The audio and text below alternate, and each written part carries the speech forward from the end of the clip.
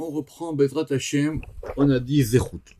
Alors Zechut, c'est pas tellement compliqué à traduire. Zechut, ça indique en gros le fait, c'est le mérite, d'accord? En hébreu moderne, ça a un peu changé, parce que quand on dit que, comme en hébreu moderne, que quelqu'un il est zoché de quelque chose, ça veut dire qu'il a gagné. On dit qu'on gagne au loto, on est zoché. On dit pas gagner au terme français parce que gagner en hébreu c'est avoir une victoire. Bref. Mais en tout cas, le zechut, et on a vu aussi dans le Sefer Yetzira, c'est en gros le mérite. C'est-à-dire ce qu'on mérite, ce qu'on a, parce qu'on a eu des bonnes actions. On a vu dans le Sefer Yetzira, Kaf Zechut, Vekaf Chova. Vous vous rappelez, il y avait comme une balance, il y a le plateau du mérite, et il y a le plateau du démérite, ou le plateau des choses, les mauvaises actions qu'on a faites. Simplement, cette notion, elle est tellement générale et simple et importante que ça vient d'où le mérite? D'où ça vient? Par exemple, on a dans la Gemara la notion de Srut Avot, c'est-à-dire le mérite de nos pères. C'est-à-dire c'est une personne, elle a des choses, et puis indépendamment de son mérite à elle, c'est le mérite de ses parents qui va l'aider dans telle ou telle situation. D'accord? Par exemple, c'est marqué de la Gemara souvent qu'il y a le Srut Avot, c'est-à-dire qu'on a le mérite des actions des patriarches. D'accord? Etc., etc. Donc, Srut Baal Sefer Haora Katav ki Srut ou Agvura. Donc normalement, le plus logique, ça serait comme il ramène Ramak ici au début, que d'après ce qu'a dit le Sefer Haora, que le Srut dépend de la Gvura. Autrement dit, ça dépend de la force. Si vous avez été fort, vous avez fait des bonnes actions, et donc ces actions, elles sont considérées comme un mérite. Ve'atam, les ficheba, niskarim, kol asruyot ve kol achataim. Parce que c'est de la Gvura que va dépendre soit les fautes d'une personne, si elle n'a pas été assez forte pour se battre contre ce qu'elle ne devait pas faire, ou soit qu'elle était assez forte pour pouvoir faire des bonnes actions. Ve'emet kichen pirshu rabim. Et c'est vrai que de nombreuses personnes l'ont expliqué dans ce sens. Pourquoi? Parce qu'il y a une Gemara très connue qui va résumer le problème et qui dit Bene chaye ou maisonné. Donc Bene, le fait d'avoir des enfants, chaye, la vie, le fait de vivre longtemps ou pas, maisonné, tout ce qui est la subsistance, l'argent. Lo besruta talia milta, la chose ne dépend pas du mérite. Bon, c'est une Gemara très connue. Autrement dit, que vous ayez tant d'enfants ou pas, que vous viviez tant d'années ou pas, que vous soyez riche ou pas, ça ne dépend pas de votre mérite. Alors, si ça dépend pas du mérite, qu'est-ce qui dépend du mérite? C'est une autre question. La besruta talia milta, la chose ne dépend pas du srut, c'est la Gemara, et la bemazla talia milta, mais la chose, elle dépend du mazal. Alors évidemment, le mazal, il faut pas faire l'erreur de base que le mazal, c'est pas du tout le destin. Mazal, c'est expliqué dans le Zohar que mazal, ça vient de milachon nozel, ça vient d'un écoulement. Autrement dit, c'est quelque chose qui provient de plus haut que le mérite. Ça provient d'un écoulement. En général, on va dire que c'est lié aux 3 premières sphirotes. On a dit que Chochma, c'était lié à la vie. Les enfants, c'était lié à Bina et Keter. Bref, il y a plusieurs explications pour dire que ça provient d'un autre degré. Donc, Ve'akavana. Ve'emet kiken pirshu rabim be'inyan ben chayim umzone ki akavana she'enam teluyim bamidat adin akaché. On prend le raisonnement. Si on dit que le mérite, c'est lié à la rigueur, c'est simple, tu l'as pas. C'est comme un compte en banque, tu l'as ou tu l'as pas. Tu as fait ou tu l'as pas fait. C'est ça le mérite. J'ai ce mérite-là ou je n'ai pas ce mérite-là. Quand la Gemara, elle dit, Bene chaye umzone lo besruta talia milta, que ça ne dépend pas du mérite, ça veut dire que ça ne dépend pas de la mesure de rigueur. C'est autre chose. Quelqu'un, il peut être très mal ou très bien et avoir ou ne pas avoir des choses dans la vie. Ça dépend pas de ça. Ça ne dépend pas, enam teloim bamidatadin akaché. Ok. Donc, de ce point de vue-là, on comprend que la notion de mérite, elle est liée à la rigueur. C'est simple. T'as travaillé, tu as, t'as pas travaillé, t'as pas. Omnam. Atam she'amar shenikre chen eno mityashev. On a le Rama qui dit, mais ça marche pas, cette explication. Ça s'appuie pas, ça convient pas. Ki adraba. Ki adraba, bagvura, ikafrova. Parce que la gvura, au contraire, la gvura c'est quoi? La gvura, c'est ce qui va correspondre au plateau du chova, au plateau des obligations. Il faut reprendre dans le Sefer Yetzira, on a dit il y a kav zechut, ve kaf chova, et ve chok alashon machlia bentaim. On verra plus tard dans les Mishnayot, je crois que c'est dans le deuxième chapitre. Donc on dit, on a un plateau du zechut, un plateau du mérite, et on a un plateau du chova. Donc c'est quoi le chova? Ça veut dire les choses que je dois faire, les obligations. Alors tu peux pas me dire que chova et zechut, ça dépend de gvura. Il y en a un qui est à droite, il y en a un qui est à gauche. Je reprends. Ki adraba begvura ou kafrova. Sham askirim chovot bene adam. Emet. Ki akol beyosher ou bamishpat. Et effectivement, tout doit être fait avec justice et équité. Donc, le srout, c'est pas la somme des actions qu'on a faites. Si c'est la somme des actions qu'on a faites, effectivement, ça serait la gvura. Or, c'est pas ça, il dit. Veim kol ze, achova ve'adin bigvura mekoma. Veim ken, erkikech zchut. Donc, ce qui est du côté de la rigueur absolue et des choses qu'on a faites ou pas faites, ça, c'est du côté de la gvura. Begvura mekoma, ça, la place qui lui convient, c'est vraiment de la gvura. Alors, le zchut, il est lié à quoi? Alors, c'est pour ça que dans les Tikkunim, Piresh Rabbi Shimon Bar Yochai Rabbi Shalom, qui a chesed nikra zchut. Non, le zchut, le mérite, c'est une générosité. C'est une bonté. Le patron, il est gentil avec toi. Il te dit, toi, tu mérites cette chose-là. Je vais te la donner sans que tu l'aies méritée ou pas. Donc, le zchut, c'est quelque chose. C'est vrai que le terme de mérite en français, il est un peu ambigu. C'est-à-dire, c'est un bonus que je te donne. Tu as, comme on dit, tu as mérité, mais tu as mérité sans contrepartie. Et voilà comment c'est expliqué dans les Tikkun HaZohar, page 24. Veketer, betalia bene chaye umzone, deiu mazala dekula. Donc on revient toujours à notre Gemara. Quand on a dit que bene chaye umzone, les enfants, chaye, les vies, ou maisonnées et les subsistances, ça dépendait de Keter, ça dépend de la mazla qui s'appelle Keter. C'est ça que le Zohar nous apprend.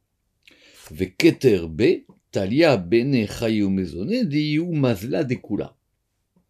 La mazla, c'est un écoulement, c'est quelque chose qui vient de plus haut. Si le patron il a décidé que telle personne il aurait plus d'argent qu'un autre, il vivrait plus qu'un autre, il aurait plus d'enfants qu'un autre, ça dépend de Keter, ça dépend des projets du patron. Ça dépend pas de toi ce que tu as fait ou ce que t'as pas bien fait dans ta vie. Veiu la talia bemazal. Alors, eve Keter betalia bene chayu mezone diu mazla dekula. Veiu la talia bemazal. Mais Keter lui-même, évidemment, il ne dépend pas du mazal. D'accord, sur ça, après, on va avoir cette notion de mazla qui sera, mais mazla c'est pas le sujet ici, qui sera développée dans les Tikkun HaZohar. C'est quoi le mazal? On verra par exemple dans le Sefer Yetzira les mazalot, dans le sens des signes astrologiques. Le Zohar il va ramener que plusieurs fois qu'il faut voir ça de milachon nozel. C'est un fluide, c'est un fluide qui coule. Est-ce qu'on va dire Keter, Chorma Bina? En tout cas, c'est un fluide qui vient d'en haut de Keter. Ou Beginda, Ukmu, et c'est pour ça qu'ils ont établi, Bene Chayi ou Mezoné, Lav Besruta Talia Bilta. Quand ils ont établi, c'est-à-dire dans la Gemara, quand on a dit Bene Chayi ou Mezoné, les enfants, les vies et les subsistances, Lav Besruta Talia Milta, qu'on a dit que la chose ne dépend pas du srout, et là, Bemazla Talia Milta, mais quand on a dit que la chose dépend du mazal, des chesed iuzechuta. Non, c'est chesed qui est le mérite. Alors comment on comprend la Gemara? C'est facile. On comprend que toutes les choses qu'on a dans la vie, elles vont dépendre des sphirotes d'en bas, et les choses qui dépendent de la vie générale du monde, Bene, Chayou, Mezoné, ça dépend des degrés qui sont au-dessus de chesed. Et donc au-dessus de chesed, il y a Keter, Chochma et Bina. Vetsarich l'arkor. Simplement, le Rama qui dit, c'est pas suffisant. Et il va falloir maintenant approfondir. Pourquoi? Parce que on va avoir dans ce qu'on appelle les Echalot.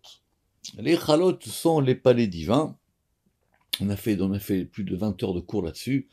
C'est expliqué dans le Zohar à de nombreux endroits, et c'est une autre configuration. C'est quoi les Echalot? Littéralement, ce sont, on va dire, des palais divins. Et ces palais divins, ils sont au nombre de 7. C'est pas des sphirotes. Ils sont au nombre de 7. Et ces palais, ils servent en gros comme des sas pour aller d'un degré à un autre degré. Et le Zohar, il est très très long là-dessus, il explique dans chaque palais comment ça marche, et il y a des portes, et il y a des anges, et ils font ci, et ils font ça, et on parle, et on va de tel palais en tel palais. D'ailleurs, on verra si Dieu veut dans le Pardès, il y a un char à Echalot qui viendra plus tard, à partir de la porte 24. Et effectivement, il y a des palais du bon côté, et il y a des palais du mauvais côté. Or, il se trouve qu'il y a un palais qui s'appelle le palais du mérite. Or, là-bas, c'est pas expliqué pareil.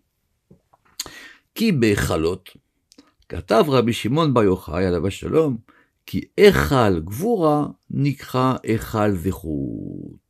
Kede pirashnu beshar echalot, comme nous l'expliquerons dans la porte des echalot. Ah, et là-bas, on nous explique que le palais du mérite, parce qu'il y a un palais qui s'appelle le palais du mérite, le echal zechut, il est lié à la gvura.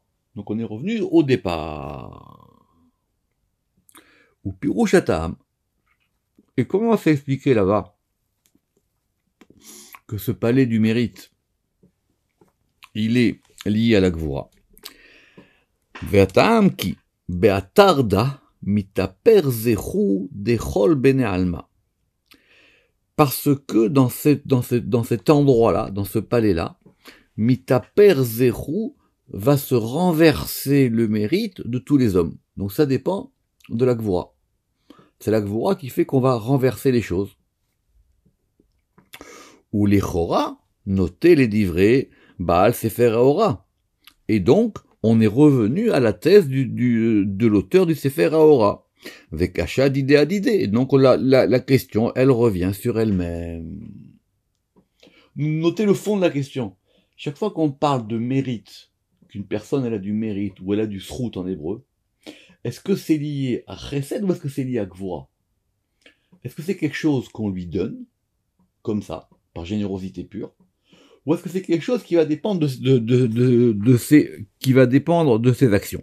En vérité, quelqu'un qui a fait les introductions du Zohar là-bas, au début de Bereshit, il se pose pas la question. Il sait très très bien que les gens qui pensent que ce qu'ils ont dans leur vie, ça dépend de leurs actions, ils se trompent en général. Omna, Biru Atam Bazohar. Simplement, l'explication est donnée dans le Zohar. On va prendre une autre adresse dans le Zohar, dans Parashat Shemot. Et toujours là-bas, on parle de ce fameux palais du mérite. Vezele shono. Ve'a'u echala. Ikre echal zechuta. Et ce palais, il s'appelle le palais du mérite. Berin. Dechad dayanin dina. Mitaprin bischuta de barnage bekadmita. Alors, là, ça va être plus précis. Pourquoi? Parce que lorsque un homme, on va commencer à le juger, donc c'est la Gvura, Begrin, des Kardayanin Dina, lorsqu'on va commencer à juger un jugement, mais à Fechin Bisruta de Barnage Bekadmita, on va commencer toujours par ses mérites. Même si on va le condamner à la pire des choses, on doit toujours commencer, c'est un principe dans le jugement, on commence toujours par dire les bons côtés. Ve'akavana, Kemoshe Noda. Et donc maintenant, on veut dire donc, ainsi qu'il est su, chez Adin ou chez Potrin Bisrut Techila. La tribu de Gvura, c'est qu'on va toujours commencer par inaugurer les choses par le mérite. Comme dans un tribunal normal. Keinyan Sanhedrin. Comme dans le Sanhedrin. Ou Léolam, Srout ou Chesed. Et le mérite, c'est donc du Chesed. Kedepiresh Rabbi Shimon Bar Yochai Alav Shalom Batikunim. Donc, c'est le côté de Chesed qui est dans la Gvura. Autrement dit, le Srout, c'est qu'on va essayer de juger le mérite d'un homme. Ce mérite d'un homme, il va dépendre de ce qu'il fait ou de ce qu'il fait pas. Mais on commencera toujours par voir le côté chesed. Voilà comment le Ramak, il va résoudre la contradiction. Besefer Meira Tenaim, dans Parashat Vayera, Bepirush HaMahamar, et dans le Sefer de Meira Tenaim, dans Parashat Vayera, voilà comment est-ce qu'on a expliqué là-bas aussi notre fameuse thèse de la Gemara, Lav Vesruta Talia Milta. Lorsqu'on a dit que la chose ne dépend pas du srout. Amar, chez Tiferet Nikra Srout. Là-bas, il a dit que c'était pas ni Chesed, ni Gvura, comme on a vu dans le Zohar. C'était lié à Tiferet. Veze Leshono. Et voilà comment c'est expliqué là-bas. Vechuta a Tiferet Shurachamim. Et le mérite, c'est Tiferet qui est la miséricorde. Béhémet, c'est en contradiction avec ce qui est marqué dans Sefer Yetzira. Dans Sefer Yetzira, on voit bien qu'il y a Kav Srout, Kav Chova, Vechok Lachon, Marka Ben Taïm, et on a un axe central. Donc il y a la droite, la gauche et un axe central. Ve'amar Arav. Alors, ici dans l'édition qu'on a, on a Avner, Aleph Bet Nun Resh, mais dans les autres éditions, on a Avner en Rachetevot. Et en Rachetevot, je ne sais pas ce que ça veut dire, donc on laisse de côté. Chez les Kach, Zechuta Romez de Tiferet. Que donc, c'est pour ça que ce principe du Srout, il renvoie à Tiferet. Chez Ken Sedaka Romezet Lo. Parce qu'effectivement, on va être généreux, enfin, on va lui faire une Sedaka, c'est-à-dire, on va être bienveillant avec lui. Vetargum Tzedaka Zechuta. Et chaque fois que dans la Torah on a Zechuta, en général, le Targum y traduit par Tzedaka. Ad kan leshono, pour cette notion de Srout, voilà ce qu'on pouvait dire par rapport à ça, c'est une notion très importante. Le Ramchal, c'était la Iloula de Ramchal Shabbat, il avait longuement développé cette Gemara là-bas de Bene Chaye Umzone, Lav Besruta Talia Milta. Alors maintenant, on va faire un terme très intéressant. Pourquoi très intéressant? Parce que ça s'appelle Zeir Anpin. Zeir Anpin, littéralement, donc c'est de l'araméen, d'accord? On va trouver une occurrence dans Daniel, puisque vous savez que le livre de Daniel, il est aussi écrit en araméen, mais là-bas, on verra plutôt sur Erech Anpin, mais on verra aussi dans la Torah Erech Apaim. On avait déjà vu dans Aleph, Anper et Revavé, on va en reparler. Ça veut dire quoi? Zeher, ça veut dire court, ou petit. D'accord? Et Zeher, c'est court ou petit. Anpin, les faces, puisqu'en hébreu, les faces, le visage, c'est toujours au pluriel. Donc Zeher Anpin, c'est ce qu'on traduit en général comme étant le petit visage. Pourquoi c'est intéressant? Parce que les gens qui étudient mal la Kabbale, ils pensent que ces notions de Zeir Anpin, Arich Anpin, Atik Yomin et tout ça, ce sont des notions qui proviennent du Harizal. C'est faux. Il n'y a rien du Harizal qui ne provient pas du Zohar. Donc cette notion de Zeir Anpin, on la trouve dans le Zohar elle-même. Simplement, la Kabbale du Harizal, elle les a mises, peut-être elle les a surexposées, ou elle leur a donné une importance particulière. Mais le vocabulaire, il vient du Zohar lui-même. Donc on va voir maintenant ici comment le Ramak, qui lui ne connaît pas la Torah du Harizal, parce qu'effectivement c'est antérieur, il comprend cette notion de Zeir Anpin. Donc c'est très intéressant de ce point de vue-là. Donc dans le Harizal, c'est très facile, enfin c'est très facile. C'est pas très facile, mais en tout cas dans le Harizal, Zeir Anpin, c'est quoi? Il y a donc le Arich Anpin, il y a donc un grand visage, et il y a un Zeir Anpin, et il y a un petit visage. Très bien. En général, on dit que Zeir Anpin, c'est lié au Vak, c'est-à-dire aux 6 extrémités, aux 6 séphirotes de Tiferet, et comme il y a aussi un côté féminin, le côté féminin, il va s'appeler Nugva. Mais je répète, tous ces termes-là, ils sont dans le Zohar. Donc toute la question, elle n'est pas de savoir d'où ça vient, c'est de savoir comment est-ce que le Harizal, comme le Ramak, ils ont chacun lu le Zohar avec leurs yeux et avec leur interprétation. Piresh Rabbi Moshe, Tiferet. Rabbi Moshe, il a expliqué que Zeir Anpin était lié à Tiferet, et voici donc ce qu'il dit. Vezé les shono. Zeir Anpin belashon Zohar. Donc, Zeir Anpin, ça provient du Zohar, dans le mystère de Anpe Revave ve Anpe Zutra. C'est-à-dire ce qu'on appelle les grands visages, et le petit visage, ve Anpe Zutra. D'accord? Il y a une différence entre Zutra et Rabba. Par exemple, on aura la Hydra Zuta et on aura la Hydra Rabba. Zuta, c'est ce qui est petit, et Revave, c'est ce qui est grand. Mais on peut dire aussi le Zeher, donc c'est d'ailleurs même le Zeher, ou le Harir. Da. Alors, comment est-ce qu'on va comprendre ça? Ki Keter roche lechol ha'atzilut kulo. Keter, ça représente la tête, le sommet de toute l'émanation. Velachen karouy roche, et c'est pour ça qu'on va appeler Keter comme étant roche. Ve'im chochma ou bina. Et quand on va associer à Keter chochma et bina, alors là on va avoir AP Revravé, et donc on va avoir maintenant toute la tête, c'est-à-dire la tête, le cerveau, ou Moar Satim, et le cerveau et les membranes. Donc je vous renvoie à l'article qu'on avait vu sur ça, sur Anpe Revavé, c'est au début,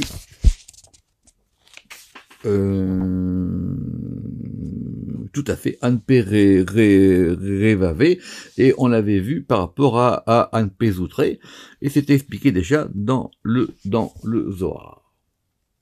Vers Tiferet. Et donc, ça c'est pour avoir, donc on a donc une première tête. Cette première tête-là, elle est contenue, elle a Keter, Chochma et Bina. Et on a Tiferet, vers Tiferet, Roche les Binyan. Et Tiferet, lui, c'est aussi une tête, mais c'est la tête de ce qu'on appelle le Binyan, c'est-à-dire de ce qu'on appelle la construction, c'est-à-dire tout le bâtiment des séphirotes inférieurs. Vers Tiferet, Roche les Binyan, Vugamken, Ikri Roche. Et lui aussi, on va l'appeler Roche. Donc on a une tête en haut et une tête plus bas. Al-Dimion, Surat Adam Aruchani. Et, par exemple, ça sera à l'image de la forme d'un homme spirituel. Et c'est par exemple ce qu'on va appeler Pene Yaakov, ce qu'on va appeler les faces de Jacob. D'où ça vient cette notion des faces de Jacob? Ça vient de deux choses. Ça vient d'abord de la vision d'Ézéchiel. Parce que quand Ézéchiel, il va voir, dans le premier chapitre d'Ézéchiel, sa vision de la Merkava, qu'est-ce qu'il va voir qu'au-dessus de la Merkava, c'est la fin du chapitre 1, à tel point que Rashi dit là-bas, il faut pas expliquer ce passage-là, il voit qu'encore au-dessus, il y a une autre sourate Adam, il y a encore une nouvelle forme de Adam, et ça s'appelle la forme de Yaakov. Et il y a un midrash qui dit, Ve'em pene Yaakov ahakukim bekise akavod, que les faces de Jacob, elles sont gravées dans le trône de gloire. Ve'ayodea sodinyan naase Adam, Et celui qui comprend le secret de cette notion de que pourquoi il y a marqué Naase Adam, nous ferons Adam, lors de la création, Yivan Zeetev, et il comprendra ça. Et autrement dit, de cette citation de Rabbi Moshe, il a dit, je veux pas rentrer là-dedans, celui qui comprend, il comprend.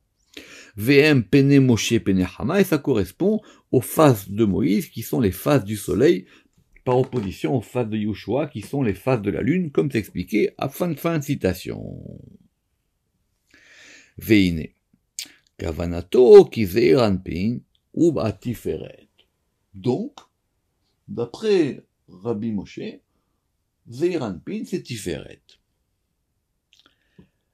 Ou Lichora, Davarze Tachlit Azarut. Le Rama qui dit, ça me semble très étrange. C'est là qu'on comprend que deux personnes, deux grands, comme le Rama et le Harizal, ils ont le même Zohar face à eux. C'est maintenant comment est-ce qu'on va comprendre les termes du Zohar. Il dit, c'est vrai, dans la Kabbale de Rabbi Moshe, on a expliqué que Zeir Anpin, c'est Tiferet. Mais il dit, moi, j'ai du mal à l'accepter. Davarze Tahir Azarut. Pourquoi? Qui unikra olam aroch, parce que Tiferet, il a raison. Dans le Zohar, c'est expliqué comme étant le grand monde, ou le monde étendu, comme nous l'avons expliqué dans l'article Aroch. L'article Aroch, je vous y renvoie, parce qu'effectivement, on avait déjà posé la question. Aroch, on va y aller. C'est à la fin du Aleph, hein, évidemment. Et il dit Aroch ou à Tiferet, vous nikra olam Aroch. Pourquoi? Parce que Tiferet c'est un vav, et que le vav c'est une lettre longue. Et c'est comme ça que Rabbi Shimon bar Yochai, il a expliqué dans le Zohar, dans de nombreux endroits, et dans les Tikkunim, et dans les Réa Memna. D'accord? Regardez là-bas ce qu'on a marqué à Aroch. Il dit, tu peux pas me dire que Tiferet il est Aroch, et en même temps qu'il est le petit visage. Ça marche pas. Ve'ech efshar, ki yityaches elav Zeir Anpin. Donc maintenant, comment est-ce que tu peux me dire que Tiferet c'est Zeir Anpin? Ça marche pas. Et là, ya nira lomar, ki Zeir Anpin ou Malchut. Donc il dit, moi je pense que Zeir Anpin, ça serait plus approprié de l'associer à la Malchut. N'importe quelle personne qui étudie le Harizal, tout de suite, évidemment, il dit qu'ici il y a un problème, parce que d'après le Harizal, la Malchut, c'est Nukva. Mais laissons poursuivre le Ramak. Ela, aya nire lomar, ki Zeir Anpin ou Malchut. Pourquoi c'est la Malchut? Ki hidmut kol ma shelema'ala mimena. Parce qu'elle est à la ressemblance de tout ce qui est au-dessus d'elle, et elle est petite. S'il y a quelque chose qui est considéré comme étant le petit, c'est la Malchut. Elle est petite. Vous rappelez-vous que c'est comme la lune, elle commence par être petite. Tout ce qu'on avait dit sur cette la lune, que quand Dieu il a dit l'Echim et Tatzmer, vas-y et rapetis-toi. Veyesh ochacha laze biksat mekomod me'azoar. Et effectivement, on a une preuve que la Malchut, elle s'appelle le petit, dans de nombreux endroits du Zohar. Omnam, kashalun ki bazoar. Mais maintenant, c'est ça qui est fort là-dedans, c'est que même le Ramak aussi, il a le Zohar. Donc effectivement, il dit que ça l'embête. Parce qu'il dit d'un côté, effectivement, je peux pas considérer que c'est Tiferet, parce que Tiferet, il est Aroch. Donc ça pourrait être peut-être Malchut. Mais Malchut, effectivement, pourquoi pas? Mais simplement, il y a d'autres textes du Zohar qui se contredisent. Par exemple, dans la fameuse Hydra, dans la Hydra Rabba, pas la Zouta, la Hydra Rabba. Beparashat Naso, Amar Zeleshono. Voilà qu'est-ce qu'il y a marqué dans la Hydra. Uman ou Orcha, Itparsha le Tariag Orchin. Et quel est le chemin qui va se diviser en 613 chemins, qui correspond évidemment aux 613 commandements. Orchin de Oraita, des Pelig Bezeir Anpin, et qui va se diviser dans le petit visage.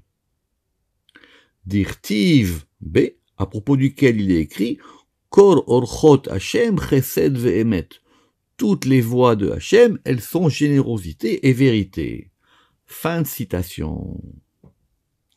Arrêt. Ki bezir anpin morchot shel chesed ve'emet ou mashma betiferet. Il dit c'est clair que quand j'ai un Zohar comme ça, je suis obligé, puisque le verset dit quoi? Kol orchot Hashem chesed ve'emet. Emet c'est lié à Tiferet. Chesed c'est chesed. Donc, et où est-ce qu'elles sont ces fameuses voies de générosité et de vérité? Elles sont en Tiferet. Donc il dit je n'en sais rien. Ve'adain en ve'lav rafia bidan. Et il dit je n'ai pas encore, comme ça qu'on peut traduire, je n'ai pas encore de doctrine établie sur cette question. Adashir nagia el pirouche aïdra, jusqu'à ce que je m'attelle, donc apparemment il n'avait pas encore fait, parce que le Pardes c'est une œuvre de jeunesse. Al el pirouche aïdra, quand je ferai mon commentaire sur l'Aïdra, dans mon livre qui s'appelle Oriakar, parce que on l'a vu plusieurs fois, le Ramak, il avait déjà très très jeune un plan de carrière. Il savait déjà quel livre il allait faire.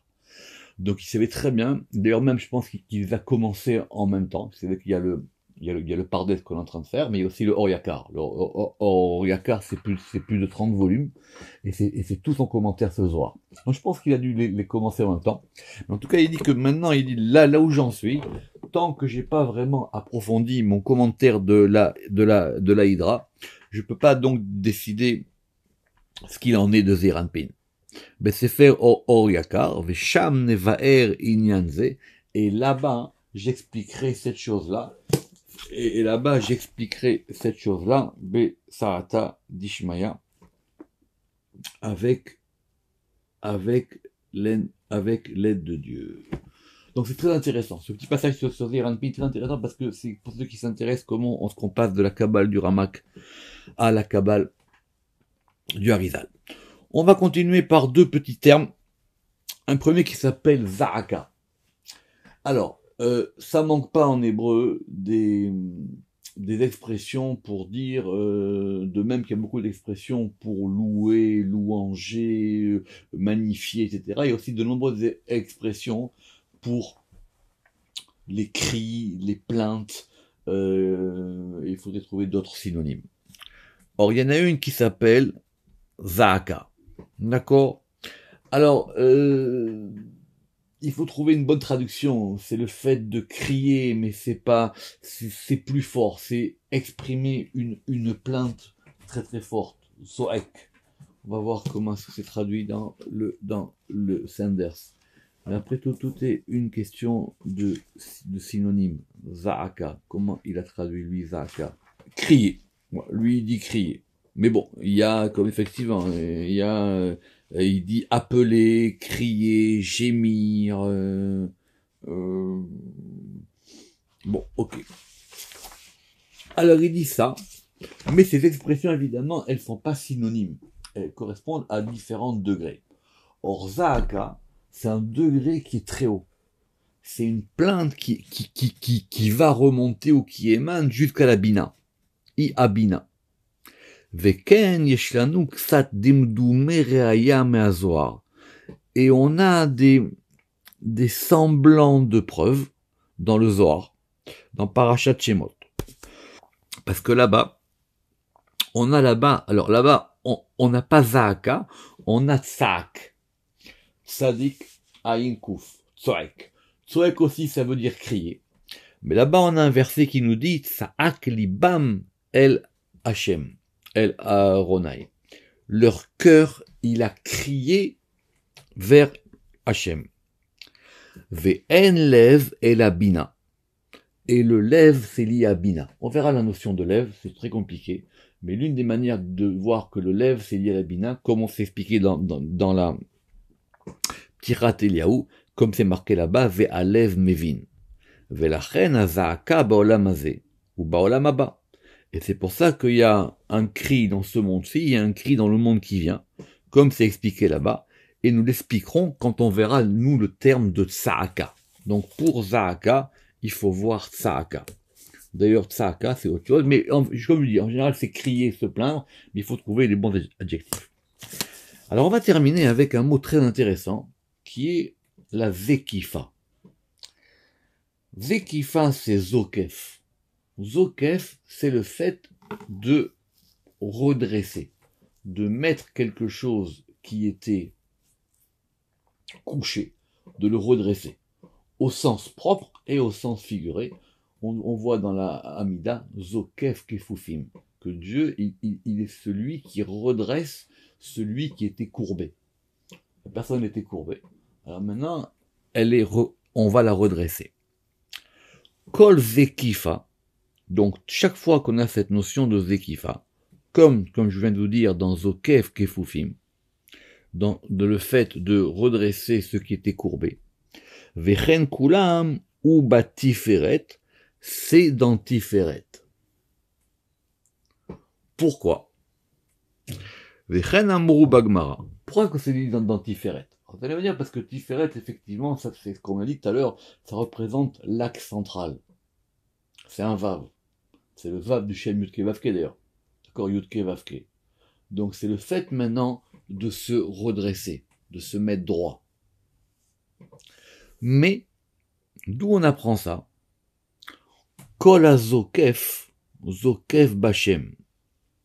Alors, dans la Gemara Brachot là-bas, on va parler de, vous savez, quand on fait la Amida, quand on fait la prière, d'ailleurs pas uniquement dans la Amida, il y a des manières de se prosterner.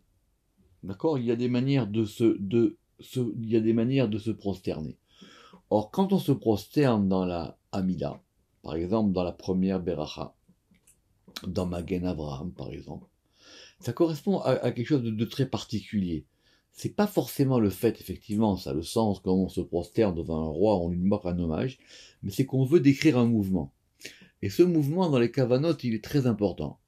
À savoir que on va baisser le haut du corps, on baisse la tête, et après on va relever la tête et on va relever le buste.